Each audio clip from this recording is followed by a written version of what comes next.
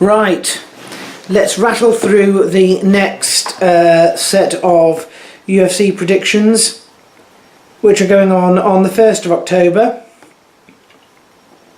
This is Linker versus Dodson.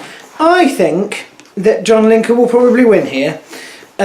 He is ranked 3rd, although I have to say that is not a certainty, not with John Dodson. He was a tougher, if I remember rightly, and his record's not bad, 19-7, but 28-7 is so much better.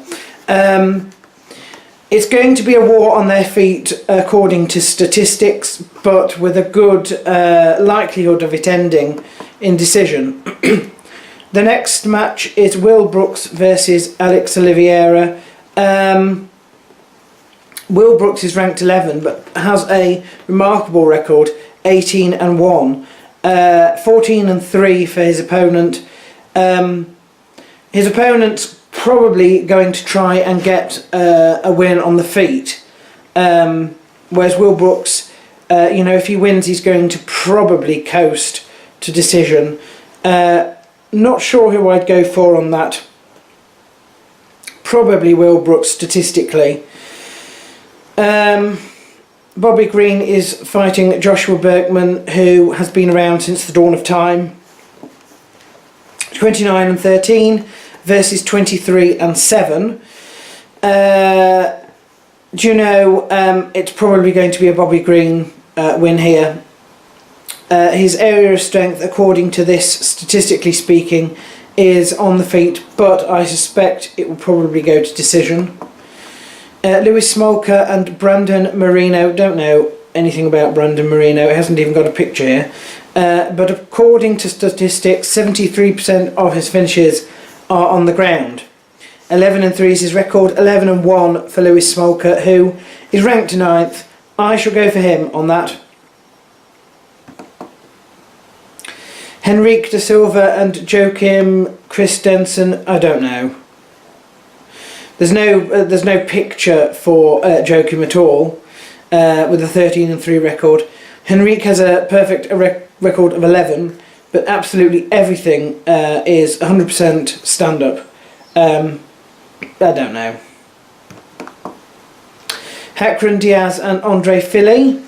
Again, these have been around quite some time. Hacron Diaz ranked 12th, 23-4 is his record, 15-4 for his opponent.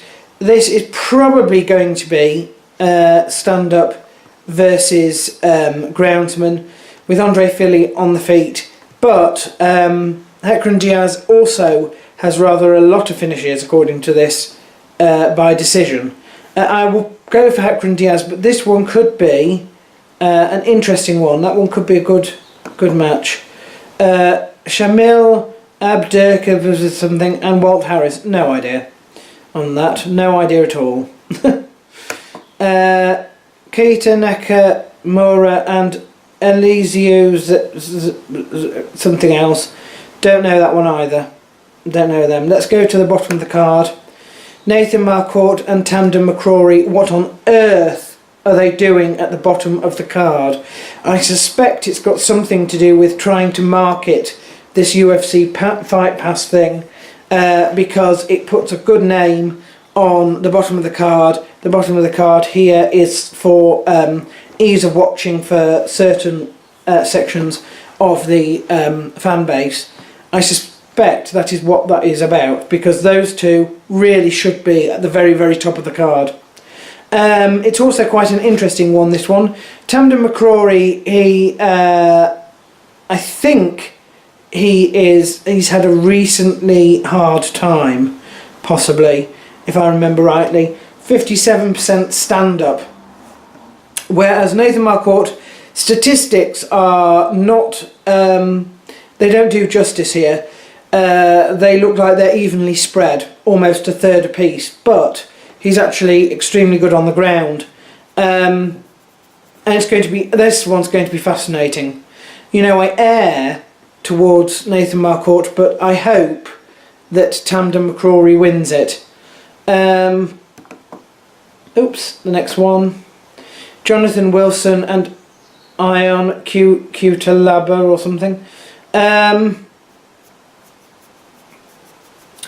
All I can say for this one, since I don't really know either of these, is that it's going to be a war on their feet. 86% and 82%. So that one's probably going to end in a knockout. Again, that's very standard of what the UFC think everybody loves. So to put that one on the Fight Pass as well is for the benefit of marketing it. Cody East and Curtis Blaydes, we're now down to the two which are probably deserving of their status on the bottom of the card. Again, this is going to be another one that's on their feet. 67% and 100% for Curtis, but I know neither of them really. 5-1 and 12-2 would make me believe, if you hold to statistics, that Cody East would probably win that one. The last one is a women's bout. Kelly Fazholz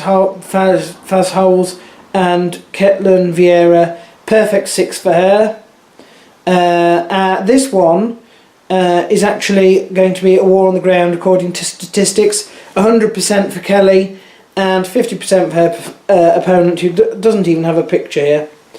But I don't know either of them, so I don't know. Although having said that, I don't think that perfect records last very long in the UFC, so I would tend to go for Kelly on that, just because her opponent has a perfect record. But you know, I've no idea really on that one. So there we are. I have had people ask me why I do these predictions, because you know, I only get about half of them right.